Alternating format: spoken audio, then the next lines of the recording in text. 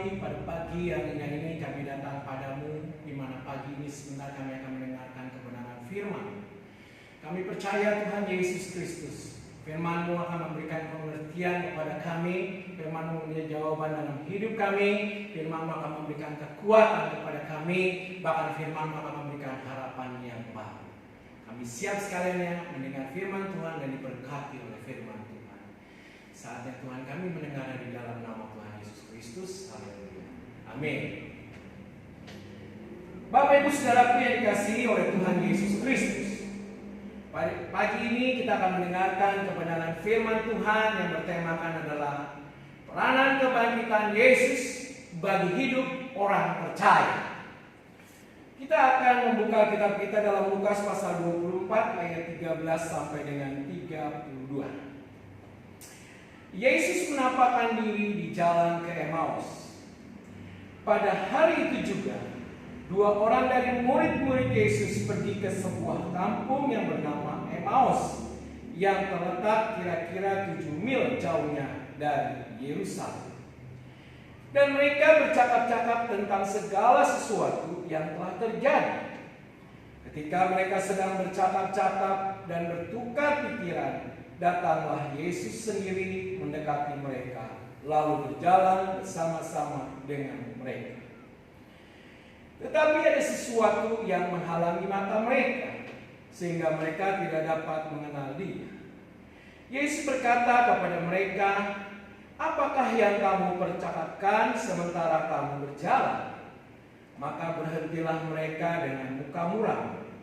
Seorang dari mereka yang bernama Kleopas menjawabnya, "Adakah engkau satu-satunya orang asing di Yerusalem yang tidak tahu apa yang terjadi di situ pada hari-hari belakangan ini?" Katanya kepada mereka, "Apakah itu?" Jawab mereka, "Apa yang terjadi dengan Yesus orang Nazaret? Dia adalah seorang nabi yang berkuasa dalam pekerjaan dan perkataan di hadapan Allah dan di depan seluruh bangsa kami. Tetapi imam-imam kepala dan pemimpin-pemimpin kami telah menyerahkan Dia untuk dihukum mati dan mereka telah menyalibkannya. Padahal kami dahulu mengharapkan bahwa Dialah yang datang untuk membebaskan bangsa Israel. Tetapi sementara itu telah lewat 3 hari sejak semuanya itu terjadi. Tetapi beberapa perempuan dari kalangan kami telah mengejutkan kami. Pagi-pagi buta mereka telah pergi ke kubur dan tidak menemukan mayatnya. Lalu mereka datang dengan berita bahwa telah kelihatan kepada mereka malaikat-malaikat yang mengatakan bahwa Ia hidup. Dan beberapa teman kami telah pergi ke kubur itu dan mendapati bahwa memang benar yang dikatakan perempuan-perempuan itu, tetapi Dia tidak mereka lihat. Lalu Ia berkata kepada mereka, "Hai kamu orang bodoh, betapa lambannya hatimu, sehingga kamu tidak percaya segala sesuatu yang telah dikatakan kepada nabi. Bukankah Mesias harus menderita semuanya itu untuk masuk ke dalam kemuliaan?" Lalu Ia menjelaskan kepada mereka apa yang tertulis tentang Dia dalam seluruh kitab suci, mulai dari kitab-kitab Musa dan segala kitab nabi.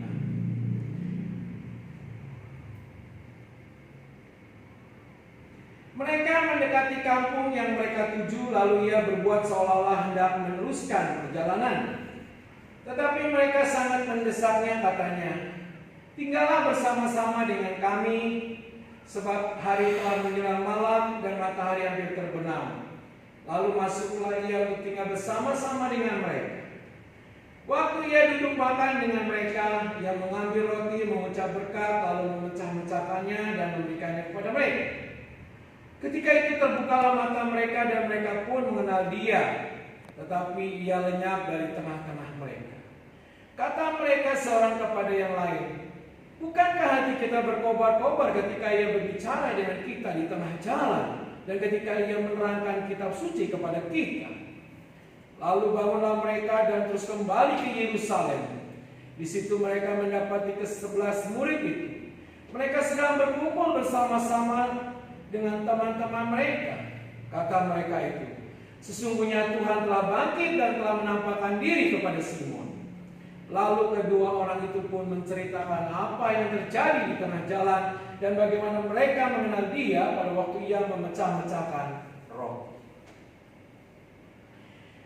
Saudaraku yang dikasihi oleh Tuhan Yesus Kristus, tentu kita mengenal banyak tokoh.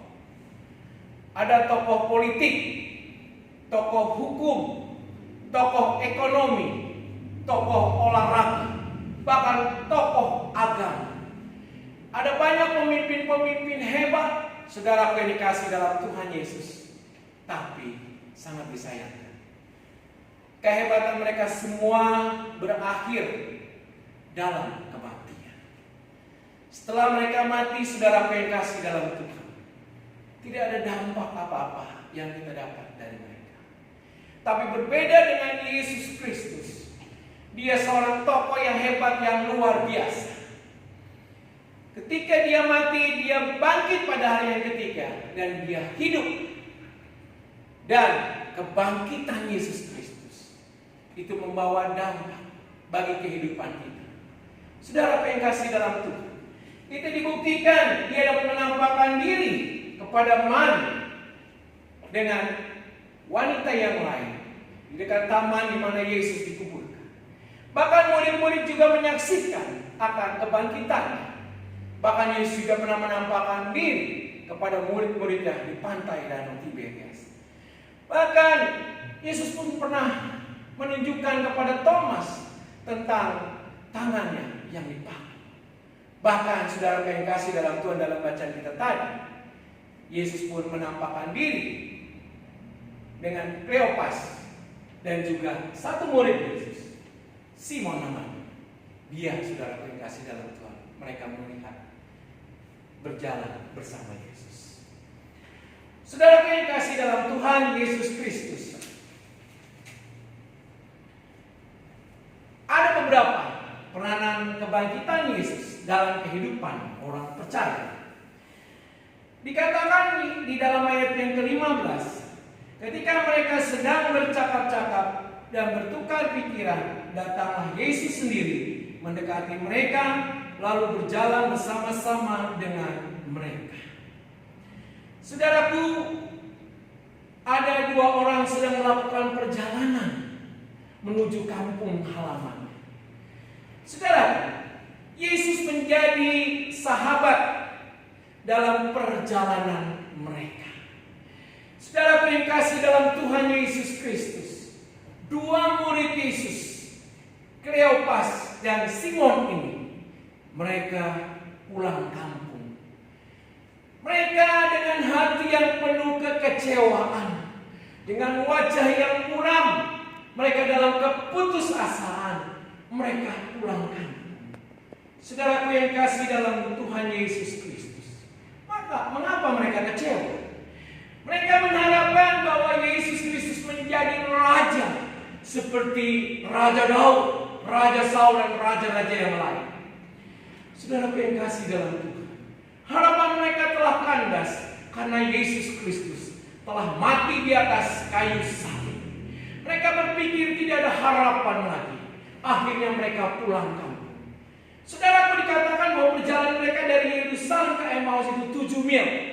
Saudaraku yang kasih dalam Tuhan, dalam 1 mil itu ada 6, sekian kilometer.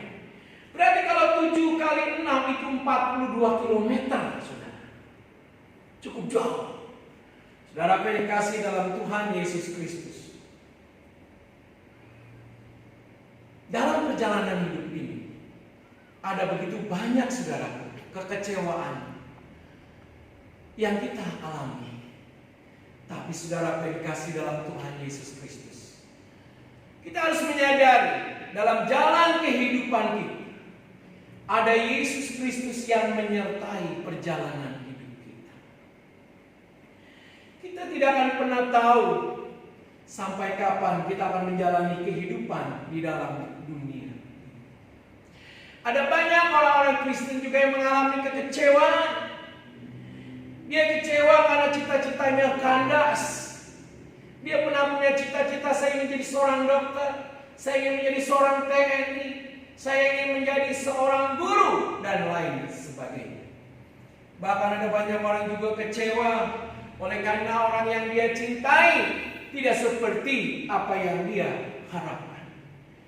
Saudara yang kasih dalam Tuhan Yesus Kristus, ada banyak anak kecewa dengan orang tua dengan anak, suami dengan istri, istri dengan suami. Saudara yang kasih dalam Tuhan Yesus Kristus, tetapi apakah kita perlu berputus asa seperti dua murid Yesus ini? Tentu tidak perlu. Karena di dalam perjalanan hidup kita ada Yesus. Saudara yang kasih dalam Tuhan, ada sebuah pujian, bahkan Yesus juga mengatakan bahwa langit tak selalu biru, jalan tak selalu rata, tetapi Tuhan berjanji akan senantiasa menyertai kita. Saudaraku yang dikasihi oleh Tuhan Yesus Kristus, Yesus Kristus yang kita kenal, kita puji dan sembah, Dia adalah Kristus yang menyertai perjalanan kita. Ia adalah kawan yang setia. Dia sahabat yang sejati. Dia mengerti dan dia peduli akan kehidupan kita. Itu sebabnya saudara yang kasih dalam Tuhan, kita perlu tahu, ketika Tuhan izinkan penderitaan itu, sesungguhnya itu adalah tujuan masuk ke dalam kemuliaan Allah. Jadi saudara yang kasih dalam Tuhan, apapun kesulitan-kesukaran yang kau hadapi saat ini, jangan pernah berputus asa. Kita percaya Tuhan pasti buka jalan. Mungkin engkau sekarang harus tinggal di rumah, engkau tidak boleh berpergian kemana-mana, atau mungkin engkau tidak boleh beribadah di dalam gereja. Saudara yang kasih dalam Tuhan, kita percaya waktu Tuhan adalah yang terbaik. Kita tidak perlu kecewa, kita tidak perlu putus asa. Kenapa saudara yang kasih dalam Tuhan, kita tidak perlu kecewa dan putus asa? Saudara yang kasih dalam Tuhan Yesus,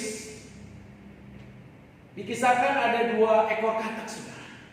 Tanpa sengaja mereka kecebur ke dalam sebuah tong, di mana di dalam tong itu saudaraku ada krim yang begitu banyak. 2 katak ini berusaha bagaimana mereka keluar. Mereka berenang ke sana kemari, saudara. Karena tidak bisa mereka melompat-lompat karena krim itu sudah. Akhirnya salah satu katak berkata, "Aku sudah tidak kuat lagi, aku sudah tidak sanggup lagi." Dia putus asa, dan kemudian katak ini pun dia melompat yang terakhir, dan dia sudah tidak sanggup lagi. Dia berputus asa, akhirnya dia tidak menggerakkan kakinya. Kemudian dia pun tenggelam dan mati. Tapi katak yang satu ini pasti ada jalan keluar. Dia selalu bergerak ke sana kemari. Dia berenang ke sana kemari. Sekalipun sudah begitu lelah, sudah begitu capek sekali, dia selalu terus menggerakkan kakinya, terus. Akhirnya terjadi sebuah keajaiban. Krim itu mulai mengeras. Ketika krim itu mulai mengeras, maka dia bisa melompat dan keluar dari tong itu. Saudaraku, akhirnya katak itu pun selamat. Dia berkata, seandainya aku putus asa, aku pun akan mengalami nasib yang sama seperti sahabat. Bapak Ibu Saudaraku yang dikasihi oleh Tuhan Yesus Kristus, jangan pernah menyerah dan jangan pernah berputus asa. Alkitab berkata bahwa pencobaan yang kita alami adalah pencobaan biasa yang tidak melebihi kekuatan kita. Tuhan akan memberikan jalan keluar. Yang setuju katakan amin. Saudara yang dikasihi dalam Tuhan Yesus Kristus, itulah yang pertama dampak dari kebangkitan Yesus Kristus. Dia menyertai kita dan dia pasti Hal yang kedua,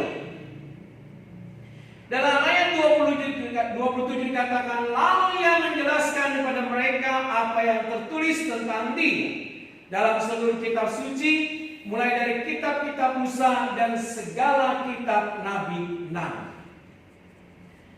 Saudara yang kasih dalam Tuhan Yesus Kristus, Yesus Kristus adalah sahabat yang setia. Dia sahabat yang mau berbicara kepada kita. Dia mau menjelaskan kepada kita. Saudara yang kasih dalam Tuhan, saya ingin katakan saudara, murid-murid ini dia kecewa karena dia salah mengerti, dia salah konsep tentang Mesias. Dia punya pemahaman bahwa Yesus itu identik dengan raja-raja duniawi yang dapat membebaskan dia dari penjajahan Roma. Saudara yang dikasihi dalam Tuhan, konsepnya salah tentang mengikut Yesus. Itu sebabnya dia menjelaskan kepada mereka, mulai dari kitab Musa sampai dengan kitab para nabi. Dia mengatakan, bukankah Mesias harus menderita? Semuanya itu untuk masuk ke dalam kemuliaan. Saudaraku yang dikasihi oleh Tuhan Yesus Kristus, Yesus memberikan bimbingan, memberikan konsep yang benar kepada dua murid Yesus ini. Saudaraku, di dalam Yesaya 53 dikatakan bahwa Yesus menderita. Dia dinubuatkan, dia dihina, dia dianiaya, bahkan dia dikorbankan bagaikan domba ke pembantaian, kemudian mati, dikuburkan. Dan bahkan di dalam Mazmur 22 dikatakan Mesias yang menderita, dia diolok-olok, pakaiannya diundi untuk diperebutkan, kemudian mati, namun tulang-tulangnya tidak diremukan. Bahkan di dalam Bilangan 21 Mesias dinubuatkan dalam simbol ular pada sebuah tiang. Barang siapa memandangnya, mereka akan memiliki hidup. Saudara yang kasih dalam Tuhan, pemahaman kita tentang Yesus jangan sepotong-sepotong. Kita harus mengerti dan memahami tentang Yesus Kristus, bahwa penderitaan itu adalah bagian dari rencananya. Jadi ketika Yesus Kristus harus mengalami penganiayaan, mati di atas kayu salib, sudah dinubuatkan sebelumnya oleh kitab perjanjian lama. Dan saudaraku, kita juga harus menyadari bahwa penderitaan adalah bagian dari rencananya untuk menyatakan kemuliaannya. Jadi saudara yang kasih dalam Tuhan, sadarilah, jika engkau mengalami kesulitan dan kesukaran yang saudara alami saat ini, adalah merupakan bagian dari rencana, supaya saudara dan saya kita mengalami kemuliaan Tuhan dalam hidup kita.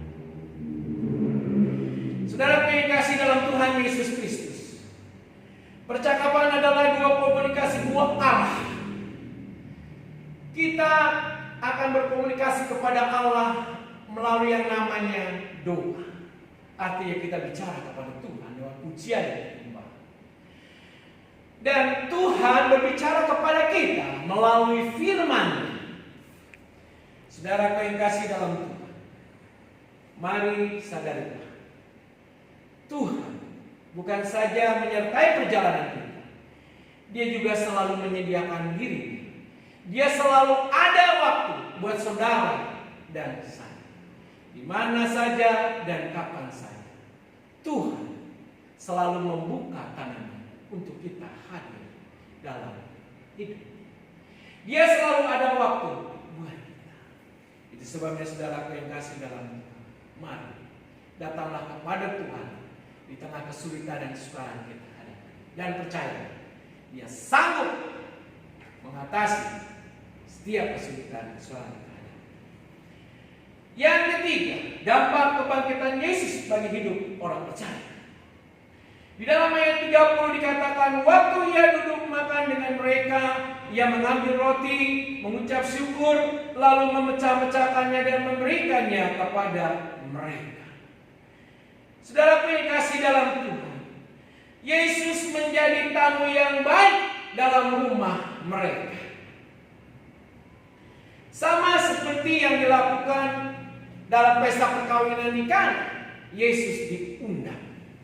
Dan apa yang terjadi?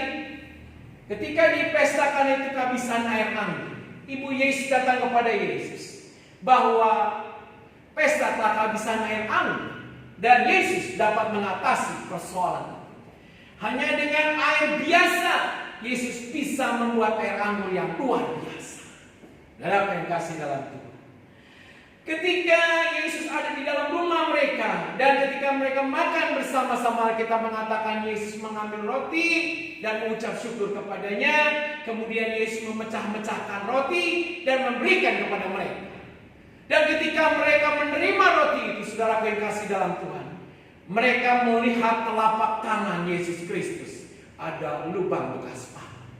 Dan disitulah mereka sadar bahwa itu adalah Yesus. Ketika mereka sadar, Yesus menghilang di tengah mereka. Saudara yang dikasihi dalam Tuhan Yesus Kristus, ketika mereka mengetahui kehadiran Yesus di tengah mereka, maka keadaan berubah. Saudara yang dikasihi dalam Tuhan Yesus Kristus, hati yang kecewa berubah menjadi hati yang berkobar-kobar penuh dengan sukacita. Perjalanan yang dengan muka muram diubah menjadi sukacita. Saudara yang dikasih dalam Tuhan, berkat kehadiran Tuhan, maka ada perubahan yang besar, perubahan yang hebat, saudara. Hati mereka tidak lagi dikuasai oleh kecemasan, hati mereka tidak lagi dikuasai oleh kekecewaan. Saat itu, apa yang kita katakan? Mereka kembali ke Yerusalem. Saudara, berarti mereka harus kembali 42 km. Dan mereka tahu bahwa saat itu keadaan sudah mulai gelap. Saudara yang kasih dalam Tuhan. Tetapi hati mereka berkobar-kobar. Jarak yang jauh bukan masalah. Karena apa? Hati mereka berkobar-kobar. Mereka bersemangat, mereka sudah berjumpa dengan Yesus. Perjumpaan dengan Yesus mengubah keadaan hati mereka. Saudara, aku bisa bayangkan bahwa perjalanan ke Emmaus ke Yerusalem itu adalah perjalanan yang jauh dan dalam keadaan gelap. Dan di sana itu ada banyak bukit-bukit batu, saudaraku. Di sana akan banyak juga para penyamun yang akan membahayakan diri mereka. Tetapi, saudaraku, mereka tidak takut hal itu. Mengapa? Karena perjumpaan dengan Yesus mengubah hati mereka. Saudaraku yang dikasihi oleh Tuhan Yesus Kristus, milikilah perjumpaan dengan Yesus dalam kehidupan, dalam pribadimu, dalam rumah tanggamu. Saudara yang kasih dalam Tuhan, saya percaya ketika saudara mengalami perjumpaan pribadi dengan Yesus, saudara akan memiliki sikap hati yang lebih baik. Rohmu akan menyala-nyala, sukacita akan engkau miliki, engkau akan mengalami perubahan hidup yang lebih baik. Saudara, ada seorang bernama Sakius. Dia adalah seorang kepala pemungut cukai. Dia adalah orang yang sangat pelit, orang yang kasar, raja tega. Saudara yang kasih dalam Tuhan. Tetapi ketika dia berjumpa dengan Yesus, saudaraku, dia mengalami perubahan. Setengah hartanya akan kuberikan kepada orang miskin, dia katakan. Bahkan dikatakan apabila ada yang aku perasakan, aku kembalikan 4 kali lipat. Saudara yang kasih dalam Tuhan, orang yang pelit akan berubah menjadi orang yang baik. Saya percaya ketika saudara mengalami perjumpaan pribadi dengan Yesus, saya percaya Anda akan berubah. Saya percaya saudara, kekecewaan hidup sebesar apapun, kekhawatiran hidup sebesar apapun akan berubah ketika saudara mengenal siapakah Yesus itu. Yesus adalah Mesias yang telah bangkit dari antara orang mati. Dia akan memberikan harapan dan sukacita dalam hidup. Dialah jawaban dalam hidup. Saudara yang dikasihi dalam Tuhan Yesus Kristus, mari di hari Raya Paskah, di mana kita telah merayakan, biarlah Yesus yang bangkit, dia juga bangkit dalam kehidupan kita. Dan biarlah dampak daripada kebangkitan Yesus membawa perubahan di dalam kehidupan kita. Biarlah kita boleh mencintai Yesus, kita mau berkorban buat dia. Kita percaya saudara yang kasih dalam Tuhan, Yesus yang bangkit adalah Yesus yang menyertai perjalanan hidup kita dalam suka maupun duka. Yesus yang bangkit adalah Yesus yang senantiasa menjadi seorang konselor yang baik buat kita. Yesus yang mau mendengar keluh kesah kita, dan Yesus yang mau menjawab setiap pergumulan kita. Yesus yang telah bangkit dari antara orang mati adalah Yesus yang dapat mengubah kehidupan kita sekarang dan sampai selama-lamanya. Dan kita percaya dia menyertai kita sampai pada akhir hidup kita. Amin. Tuhan memberkati. Dan mari kita berdoa. Terima kasih Tuhan firman yang kami dengar. Kami percaya Tuhan hamba berhenti berbicara, tetapi biarlah Roh Kudus senantiasa mengingatkan dan menyadarkan kepada kami. Yesus telah bangkit. Yesus menyertai kami. Dan Yesus senantiasa akan menolong kami. Yesus senantiasa memberkati kehidupan kami dari sekarang sampai selama-lamanya. Di dalam nama Tuhan Yesus kami berdoa syukur. Haleluya. Amin.